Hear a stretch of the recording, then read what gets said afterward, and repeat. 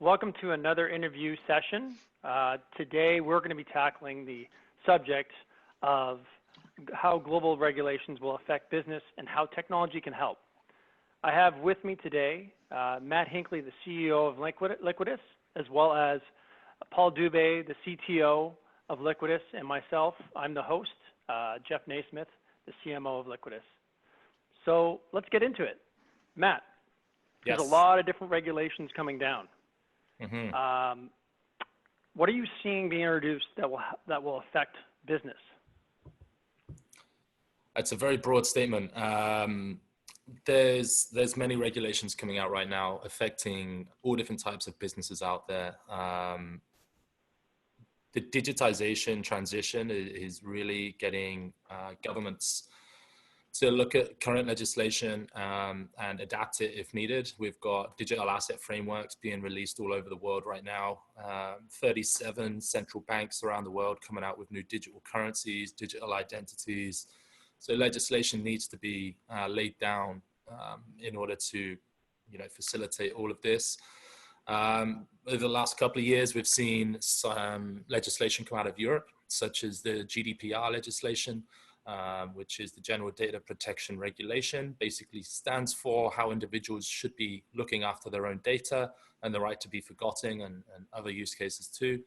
And then the other important regulation that I kind of saw coming out of Europe was the Payment Service Directive 2, which was the right for third parties to interact with banks' data through APIs, which obviously changes the banking industry, changes how business can interact with banking information and financial information and provide new wealth applications, personal wealth applications, or financial support, or whatever it may be from third parties. So regulations, in short, are definitely coming out all over the place right now in terms of affecting businesses. Positive in the innovation aspect towards small to medium enterprises.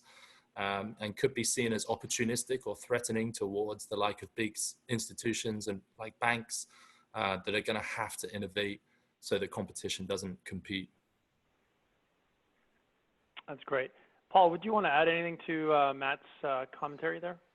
Yeah, absolutely. I think going back to the Panama Papers several years ago, that really set forth, I think, some strong recommendations by the Financial Action Task Force. I believe they put out 40 recommendations to provide a complete set of countermeasures against money laundering, law enforcement and financial systems as it relates to regulations and international cooperation.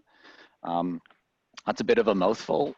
There was a lot of things that really stirred up the virtual asset service provider world in the cryptocurrency space when they came out with Travel Rule 16.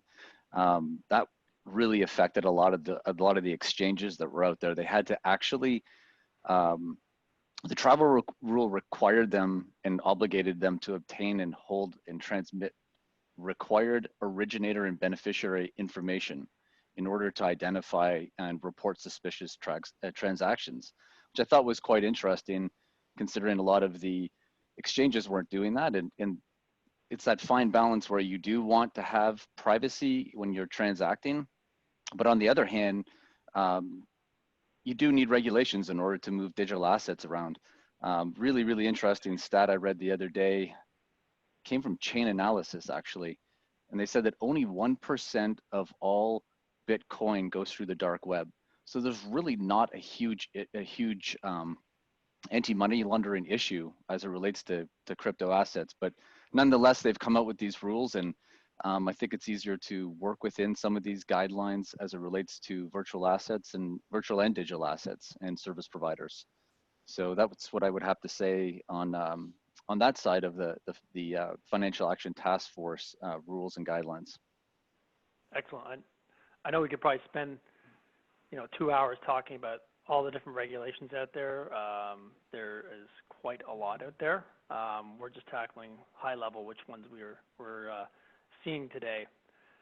Let's go over to the technology side of things. Since there's this new burgeoning marketplace, and I don't think it's new to some people that are already in this industry, it's called RegTech. I'm going to throw this over to the CTO that is living and breathing this every day. What is RegTech there, Paul? and why is it so big? In short, it's regulatory monitoring, reporting, and compliance in a digital world. And for us, again, if I go back to that travel rule, that really changed the landscape of where a lot of venture capital started to come into the blockchain and cryptocurrency space. Last year in RegTech, we saw, I believe in the last quarter, $10 billion go into venture capital around regulation technology. For us, well, from a cost perspective, when you think about it from a financial institution standpoint, they need regulation technology to remove the cost barrier against any money laundering and counterfeit terrorism. Matt and I were having this conversation the other day. There was a survey that came out from LexisNexis. It was an industry survey and report where private banks and banks in general with over $1 billion under management carry an average of $900,000 to manage their compliance. So regulation technology can remove that barrier from an actual institutional standpoint, but in general, it's about digitizing the regulatory monitoring and reporting and compliance measures for in various jurisdictions and globally. Perhaps I'll pass it over to Matt if you want to add anything further to that. Yeah, I mean, just on your comment regarding the amount of money gone into the regulation technology space, I mean, GDPR alone, which I touched on previously, between British Airways and Equifax, saw over $1 billion in fines through data leakage and just not having the right technology in place. So, I mean, when you look at it like that, $10 billion into the industry is nothing for all of this regulation to be on side. So we definitely took a look at regulation technology, and it's a huge part of our onboarding process for any identity within our ecosystem, which is an individual business or asset. It has to be there within the blockchain and cryptocurrency industry specifically. This is why we saw the very quick boom and doom of the cryptocurrency industry, because it was all unregulated. There was no regulation technology around any of these Ethereum-based smart contract platforms or any of these cryptocurrencies that were traded through any country. So it quickly went up and quickly went down, and we're seeing the rebuild right now. That's great. No, it's good information. And we've touched upon it just very briefly, but obviously we're talking about RegTech. How does Liquidus fit into RegTech? And how are we different than a lot of the other solution providers out there right now? Because there's a lot of RegTech providers. Matt, I'm going to ask you that question. Yeah. I was going to say, why don't I start this one off? I think going back from the years that we've actually been whiteboarding out Liquidus and trying to come with solutions around using blockchain technology, everything always stemmed back to the digital identity in itself. The digital identity has to start off in an organic manner, and it has to be compliant. And every transaction or every payment or any way in which your digital identity interacts with anything, compliance should be built into that and automated to make sure that there can be no offside. So we took this into consideration when designing out the Liquidus infrastructure, which is a way of connecting two blockchain ecosystems, which one is a digital identity network, and the other is a digital marketplace. And being able to take a cryptographic proof of compliance on that digital identity and unlock tailored needs or tailored services and products towards that individual, we found was the most compliant way of really building out a digital corporate services marketplace here in the Bahamas. So we took regulation technology to the next level. We used a blockchain infrastructure in our marketplace, which allows for human readable elements to be written within the smart contract, which I'm sure Paul can talk on.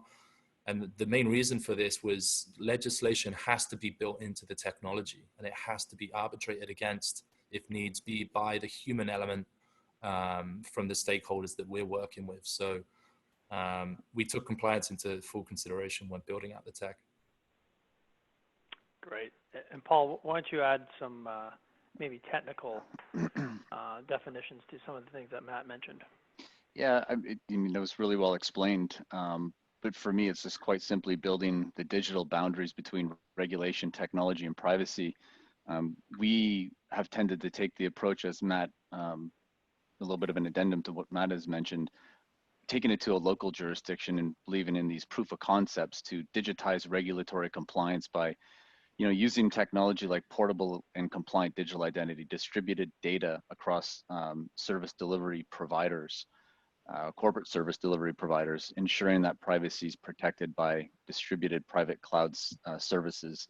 We know that that's the blockchain is what I'm referring to right now, where these assets become tamper-proof and through very powerful consensus algorithms.